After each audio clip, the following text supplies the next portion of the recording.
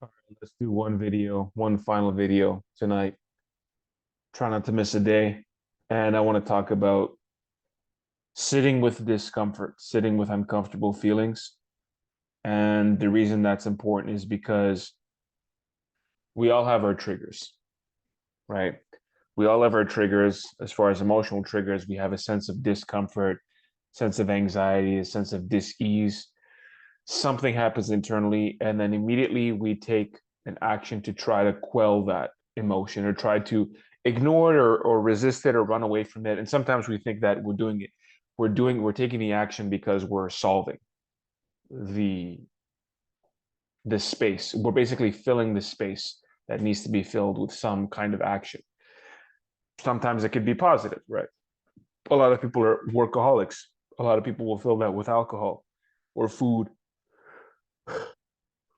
or going on the internet or watching movies, Netflix, being distracted by different things, smoking weed, doing drugs. Like there's a lot of different things, different activities that you could basically take a part in that are more or less healthy, are more healthy or less healthy, depending on how you rank those activities. Like a lot of people would say, well, if you have an uncomfortable emotion and you go to the gym, then that's a healthy activity. I would agree. It's healthier than smoking a joint or having a drink. That's for sure. But I think the real key here is what are the triggers that are perpetually in motion, are perpetually occurring because that that feeling of discomfort, typically it's a negative feeling, whether it's emptiness or loneliness or anxiety or sadness or confusion or whatever the case is. Whenever that occurs and we take some kind of action, that is a we're training ourselves basically to use that emotion or that feeling as a trigger to do something else. And so we habitually link the action with that feeling. But if that feeling is something that needs to be addressed, well, then clearly that's a problem. And the way you know it needs to be addressed is if the thing that you're doing is taking you away from, hmm, I caught myself.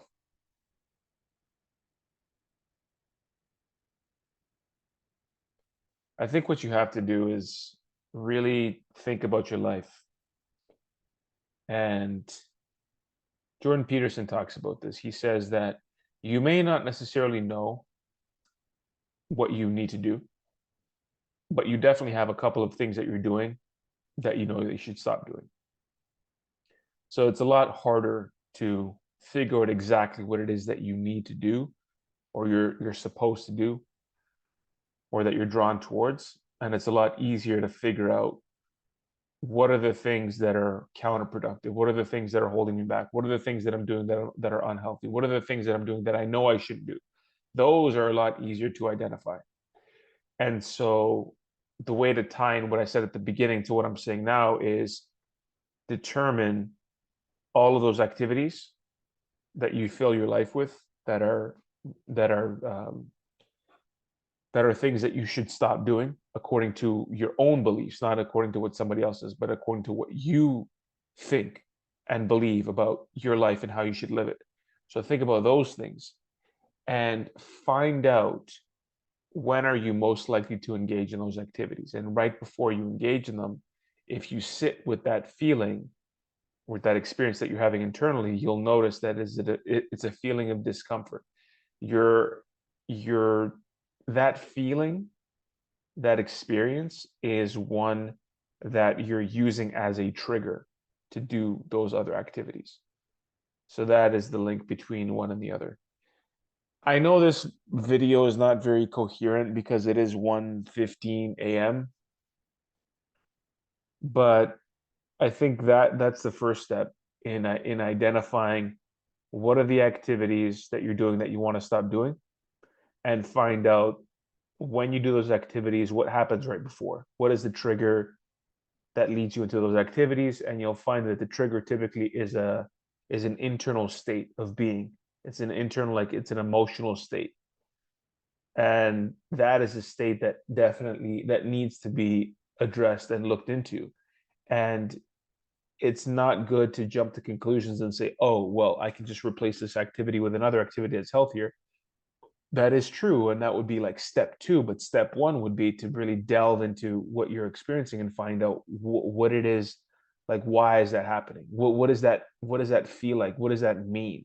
Where's this coming from? Like, you gotta really unearth everything and get to the root of things, because only then can you generate real understanding, and you'll have a better idea of what is the most optimal action, what is the most optimal decision to make in accordance with what you're feeling.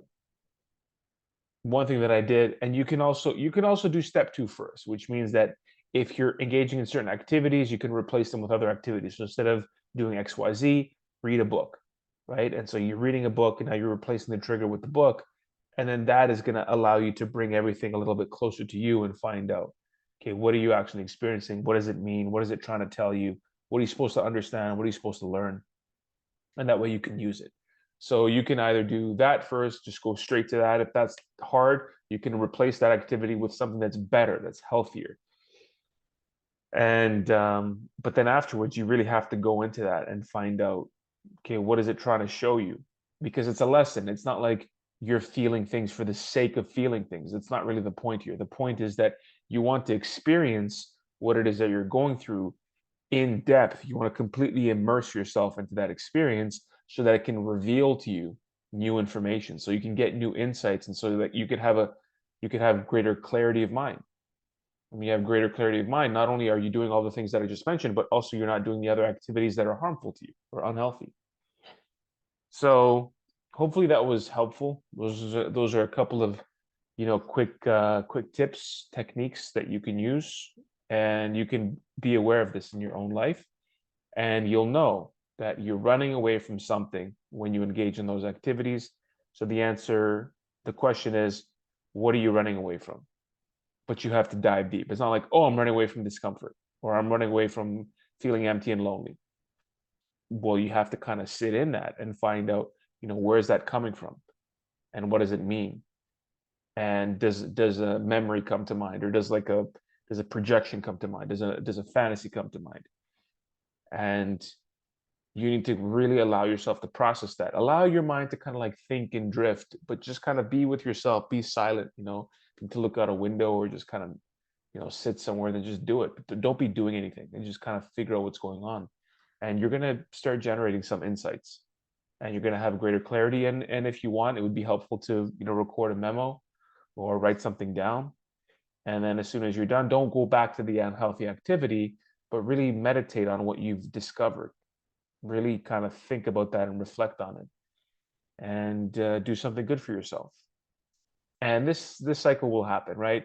You'll do well, you'll get on the wagon and then fall off the wagon, get on the wagon, fall off the wagon. So this cycle is going to happen, but then you're going to accumulate some momentum, you're going to accumulate more experiences, and it's going to be a lot easier for you to stay on the wagon, as they say, in any capacity. It's not in reference to drugs or alcohol, but in any capacity.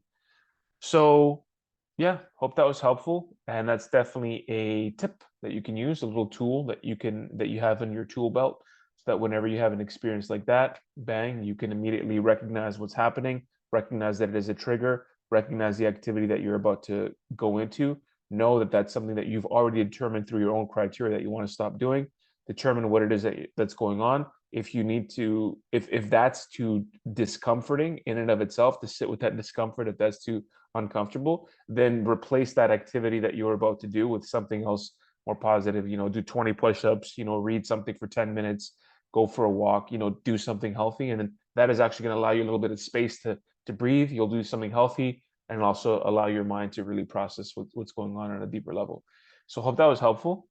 And yeah, I'll leave it there for now, and I'll catch you in the next video.